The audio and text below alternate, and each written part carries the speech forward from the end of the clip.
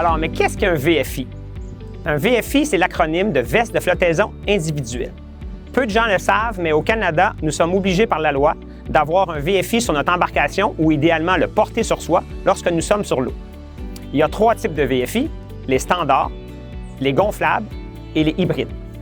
Les VFI standards sont les plus variés et les plus répandus sur le marché. Ils sont faits de mousse et nous permettent de flotter lorsqu'on tombe à l'eau.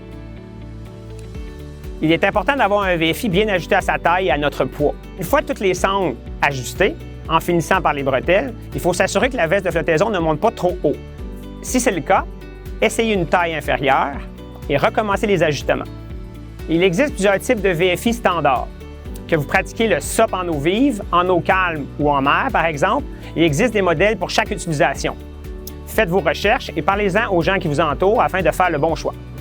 Le VFI gonflable a l'avantage d'être plus petit, moins encombrant et il permet un bronzage plus uniforme.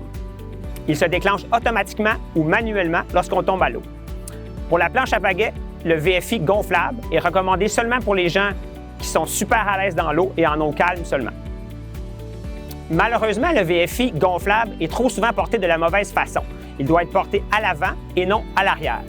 Imaginez, vous êtes en situation de détresse, vous avez besoin d'atteindre la tirette de sécurité pour faire déclencher le mécanisme. C'est très difficile si la veste est portée à l'arrière. En plus, une fois déclenchée, la veste va caler votre tête dans l'eau au lieu de vous aider à rester à la surface.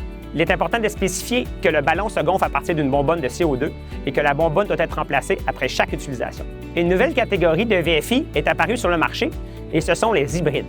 Il s'agit en fait d'une veste faite de mousse, plus mince et munie d'une bonbonne de CO2 qui peut être déclenchée en cas d'urgence ou en cas de présence prolongée dans l'eau. Le meilleur des deux mondes?